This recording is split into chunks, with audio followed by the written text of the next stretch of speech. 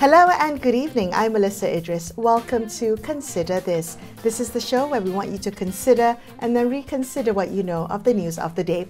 The head of the International Atomic Energy Agency recently made a comment that Singapore is ready to adopt nuclear power and could do so possibly in collaboration with its ASEAN neighbours. Rafael Grossi, the Director General of the IAEA, believes that the Republic is prepared to host nuclear power, citing its institutional maturity and decarbonisation goals. But what would nuclear readiness actually look like for Singapore and for the wider region? Joining me on the show to discuss this further is Dr Alvin Chew, who is a Senior Fellow at the Rajaratnam School of International Studies at Nanyang Technological University in Singapore. His research focuses on the broad usage of civilian nuclear energy as well as nuclear non-proliferation matters. Alvin, thank you so much for being on the show with me today. What do you make of the IAEA chief's comment that Singapore could be I think he said, the most perfect example of a country that needs nuclear energy and is prepared to host nuclear power relatively soon? Those comments generated a lot of interest, but what did you make of them? Well, hi, Melissa. Thanks for having me on the show. The Director General of the IAEA, Rafael Grossi, did visit Singapore last week, and he met up with some of our key leaders who look into the possible deployment of nuclear energy in Singapore. He also had a public lecture, and he did mention that Singapore could be the most perfect example of a country that needs nuclear. Well, that is because I think he cited two countries. He cited two examples whereby countries are embarking on the nuclear energy. Mainly, the first reason is because of energy security, and the second reason being carbon neutrality. Okay, so when he said that Singapore is prepared, relatively prepared, what does that look like? What does preparedness actually entail? Okay, well, I think let me just give you a little bit more context onto why he actually considered Singapore as probably the most perfect example. I would just say that I think if you look at Singapore, more than 95% of our electricity produced comes from natural gas. And on top of this, all our natural gas are actually imported because we do not have any fossil fuels or resources of our own. So we import natural gas from Malaysia, Indonesia, as well as LNG from Middle East for our electricity production. So as such, it's a very stark that when we look at our energy, or rather electricity mix in Singapore, that we do indeed face an energy security challenge. And the DG Grossi did mention that when you look at the situation in Europe, many countries all over the world will learn from the lesson that Russia has indeed weaponized its gas supply to Europe. So over here, when Singapore relies heavily on imports for its energy resources, we will need to build resilience in our electricity mix by having a certain level of indigenous production of electricity. And unlike Malaysia, whereby you can exploit natural resources such as natural gas, Singapore can only look to importing these resources for our own electricity generation. So we will still continue to import nevertheless, but at the same time, we must also have a certain level of electricity production that we can rely on to support our critical infrastructure, and which these will actually run 24/7 base load generation of power that is uninterrupted. I think this is a very important point, and it's very poignant to Singapore as we start to see that our energy resilience is very important, and our economy and our society begins to digitalize, and our demand for electricity will surge in times to come. Okay, I hear your point about the need for energy sovereignty, but when you weigh that against, say, public trust or public awareness about the adoption of nuclear energy, how would you weigh the two? How would you describe public trust in nuclear energy among Singaporeans? Okay, I would say that maybe a few years back, Singapore has actually done a survey of public perception towards nuclear. And the results then show that about 20% of our people surveyed are in favor of nuclear energy. Right? This is just for public perception, and it is very different from what you asked about public trust. So we have not operated any nuclear power plants in this region, so we cannot really determine how confident or the level of trustworthiness the public has towards authorities in running a nuclear power plant. But I do have to say that our government authorities should actually come out to educate the public, that can actually do more to instill trust in the public, that they are actually building up its capacity and will be competent enough to regulate the deployment of a nuclear power plant in Singapore. Right. And I think that's very critical.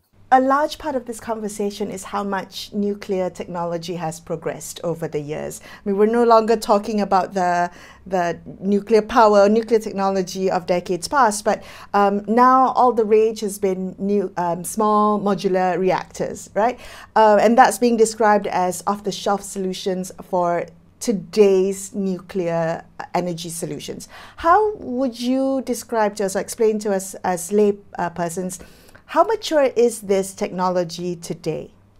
All right, I'll try my best. So when we talk of small modular reactors, I think we are actually referring to those conventional reactors that are currently operating, but actually scaled down in size. Right, these are what I would typically call the light water reactors that have operated for years and decades. And thus, they have a good track record of safety. And the guidelines have been developed for such reactor technology, and some are already licensed and some have been deployed already. We are talking about these SMRs on board the academic Lomonosov that is operating on a floating platform in Russia, the Karem SMR in Argentina, and China has also licensed its Linglong 1 SMR. And in the US, NuScale has obtained the license from NRC to construct these reactors. This is a technology that is very mature and exportable to our region here. But very often we got confused with other types of reactors called advanced reactors. All right, these are the newer types of Generation 4 or Gen 4 technology, such as the molten salt reactors or high temperature gas reactors. These advanced reactors, and many of them are also small in capacity, and so that's why we tend to lump them together and call them SMRs as well.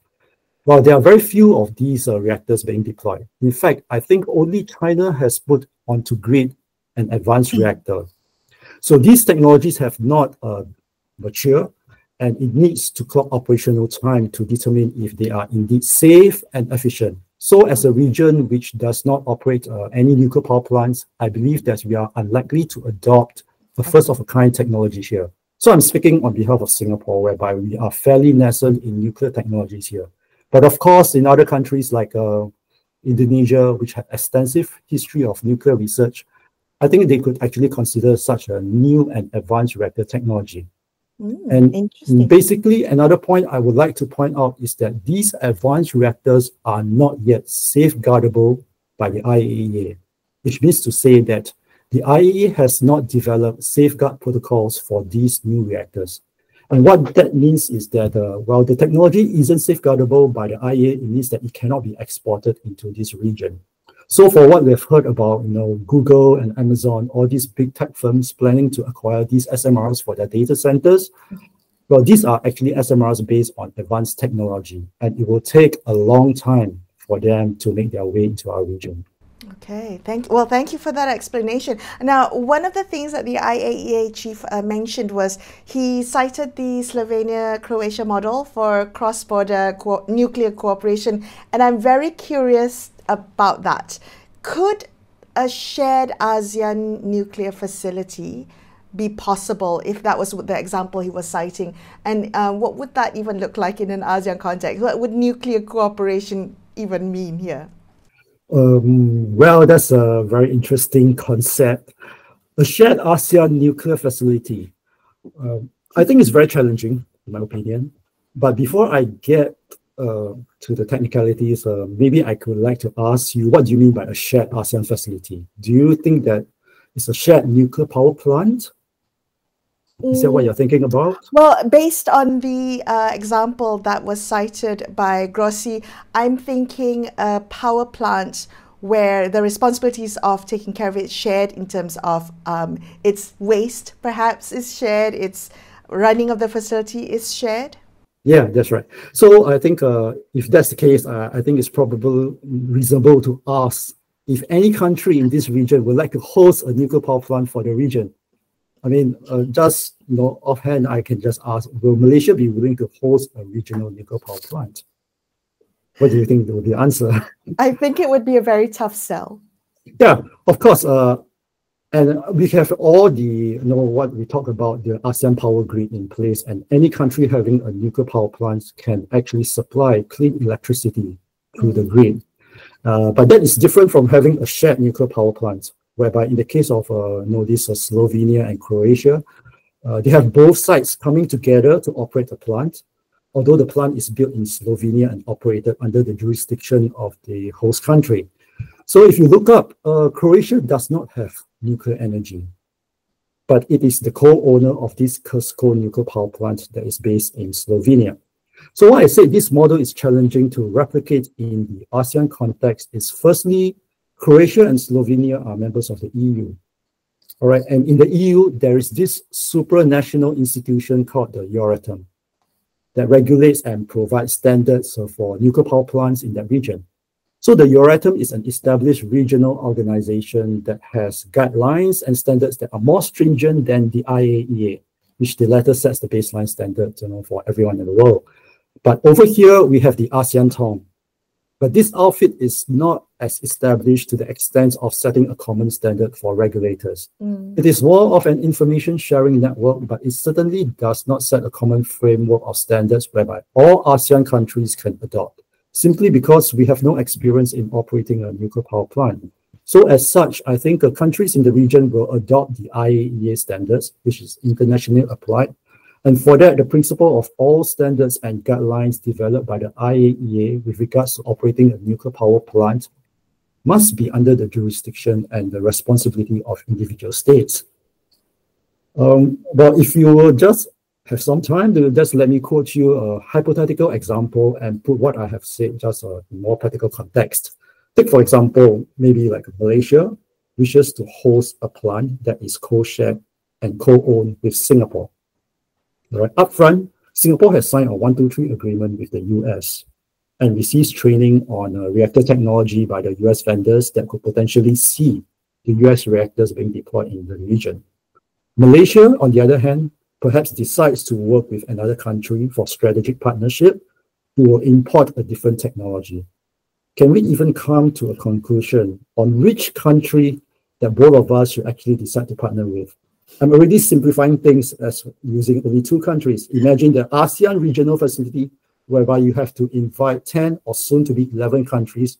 What do they have to say in the running of the shared nuclear facility? I wouldn't want to be at the negotiation table for that. But of course, having said that, I think, basically, I think it's interesting because the SMRs basically means that you will have to adopt a new paradigm. So having said this, I think there will still be opportunities for cooperation within the region, not necessarily as a common nuclear power plant, but perhaps at the end of the fuel cycle, like maybe a common waste repository or so forth. I think what is most important is that nuclear is actually gaining momentum at this point in time and having a very positive traction in the region. So we are in an era of nuclear renaissance, and driving force behind this renaissance is actually the global push towards net zero carbon emissions. So the proliferation of civilian nuclear technology will extend to the global south eventually. But we have to bear in mind that nuclear is the most regulated industry that I know of. It is highly regulated not just because of safety issue, but rather due to nuclear security and the non-proliferation of fissile materials into military applications. So the primary authority of the IAEA is in safeguards. And for whatever innovative concepts or paradigm that we may have because we are excited about it, we are still needed to be working within the confinement of the international regulatory regime. Yeah. Alvin, thank you so much for that conversation. Dr. Alvin Chew from the S. Rajaratnam School of International Studies in Singapore. We're going to take a quick break here and consider this. We'll be back with more. Stay tuned.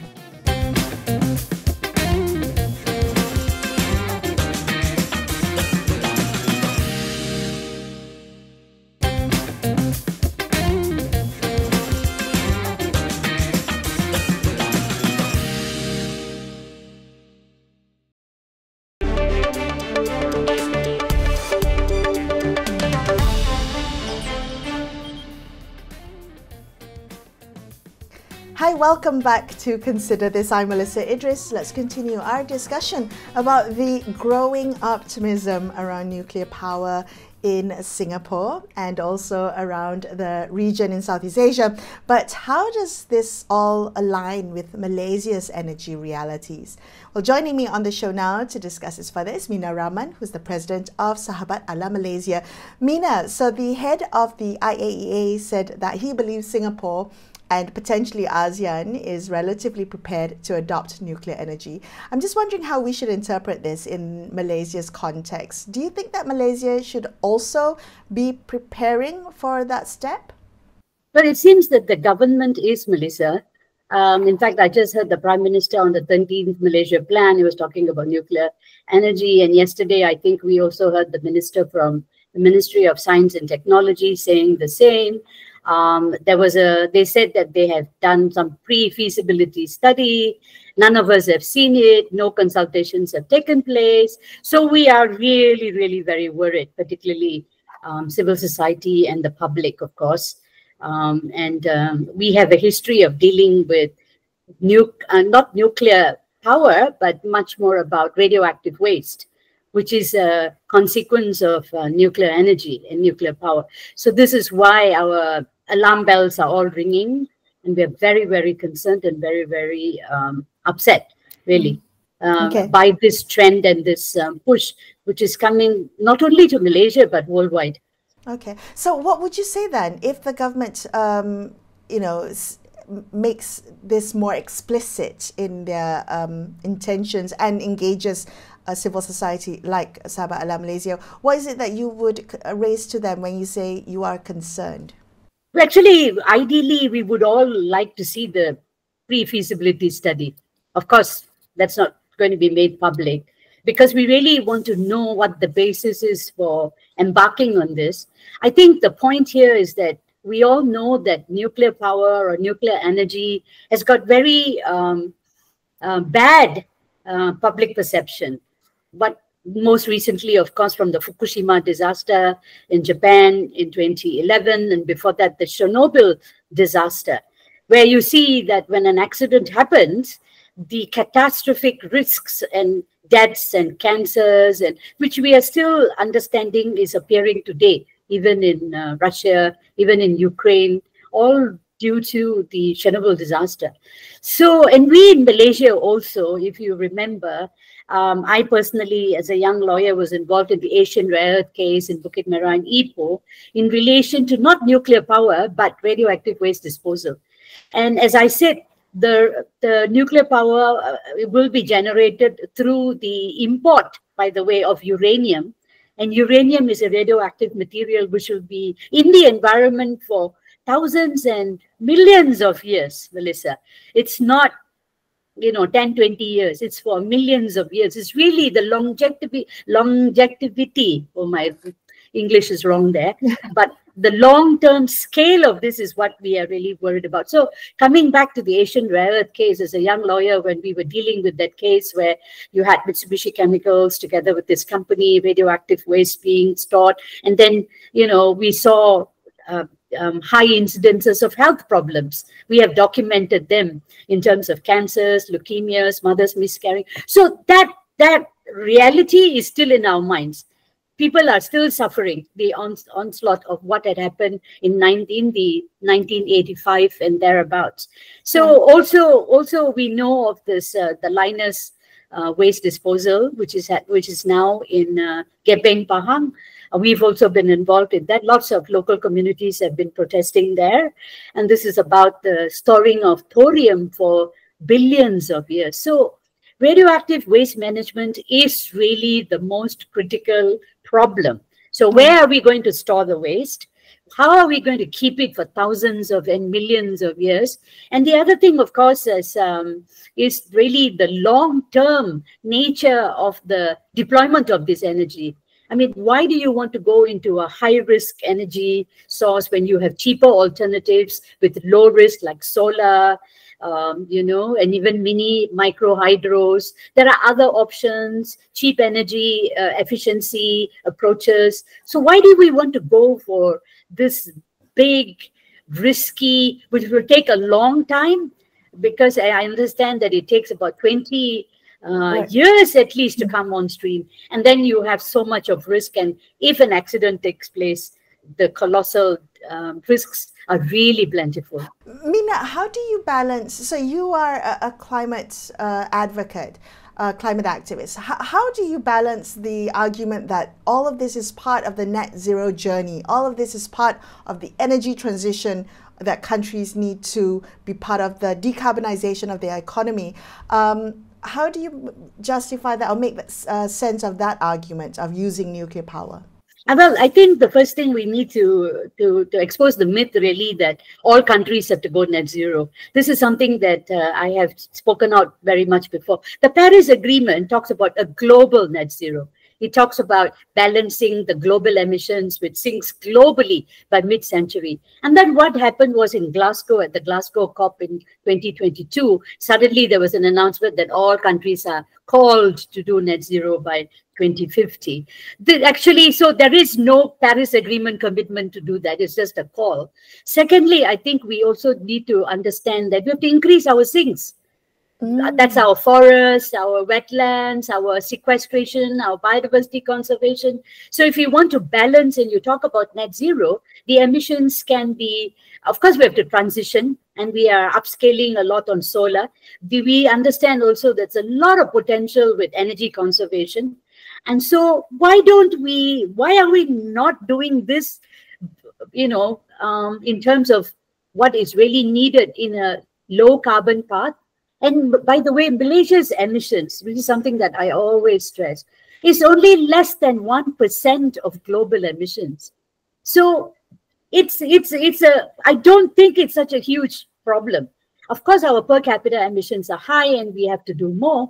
But I always look at this like, you want to swat a fly with a huge machine gun. I mean, it doesn't make sense at all. Okay. So there's a lot that says that, the cost factor of nuclear energy and the radioactive waste management is a problem. And, if there are ministers and whoever say that, not a problem, I'd say put the waste in Putrajaya.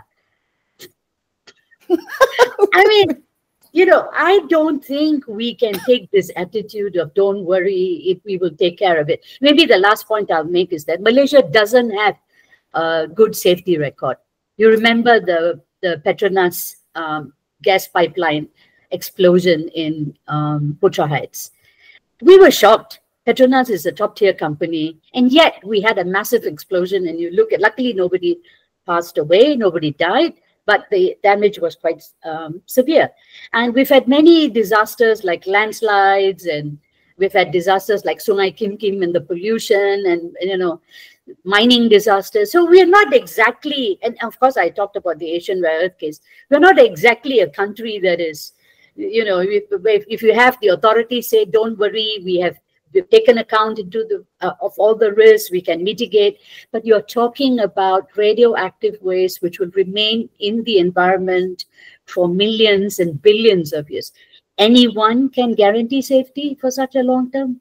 The proponents of nuclear argue that it has been done in other countries, that it has been done safely, there's a track record, and that the science has progressed over the years. So we're no longer talking about old nuclear technology, but more recent, more advanced, with a track record of managing waste, of managing operations. How would you respond to the people who say we are now at the technological level of having safe nuclear power? Not from what I have read. I'm not convinced. And I think this is coming back to precaution, right? I mean, although the technology may have advanced and they are talking about, the modular reactors, the smaller modular reactors. And what we understand is that the modular reactors, the problem themselves are that there is still the waste issue. You still have to deal with the waste issue. Just because it's small doesn't mean that the waste problem goes away. The waste problem remains in the environment. So I think for us as the public, how are we going to deal with the waste? And this is a question we need to put to the government. Where are you going to site these disposal facilities? How are you going to keep it? How can anyone tell me that, don't worry, we can guarantee safety for millions of years? I don't think even God can give us that assurance, let alone our government. So we don't buy that. So I think the point here is that you take a precautionary approach. Yes, there are challenges. We have to meet our energy needs but I'm saying there are options. It's not that we don't have options. So this is the problem. Yeah, Meena, as you said that the government has shown some inclination to pursue this.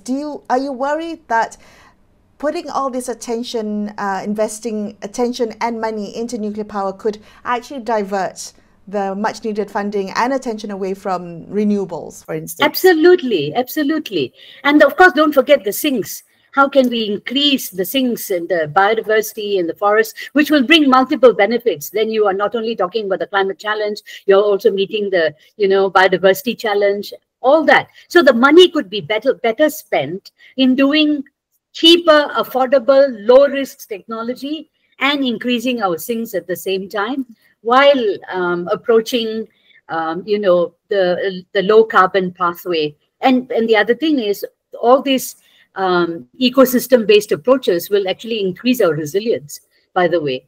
You will be really climate resilient. I mean, what the impacts of climate change are phenomenal. That's the other thing. All this promise of this new technology and so on, I understand that there is a lot more heating of the ocean, a lot more heating of the river water. These are very important for cooling the nuclear power plants. The nuclear power plants need water, but then you have these climate uncertainties which are not taken into account. And so this is the problem. I don't think we are looking at it in a much more comprehensive way. And my angst and my appeal to the government, really, you do need to have public consultation on this. Don't keep saying that we have looked at it, we've got 20 or 25 or 100 scientists. We don't buy that, because we want transparency, good governance, and democratic consultation is absolutely critical. And the Madani government keeps saying this, but I think it's about time we test this with this. We want to see it before they rush through the amendments of the Atomic Energy Licensing Act in Parliament. I understand they want to do it at this sitting. I mean, yes, I read that the minister, well, the media reports say that the minister was saying they're waiting for cabinet approval to do the amendments to the law. Now, how can you do this? This is such a public issue that we need to get much more information, much more transparency in this. And really, at the end of the day, in whose backyard are you going to be burying these waste? I think that's the question. I will leave it at that. Meena, thank you so much for being on the show with me. Meena Raman from Sahabat Alam Malaysia, wrapping up this episode of Consider This. I'm Melisa Idris, signing off for the evening. Thanks for watching. Good night.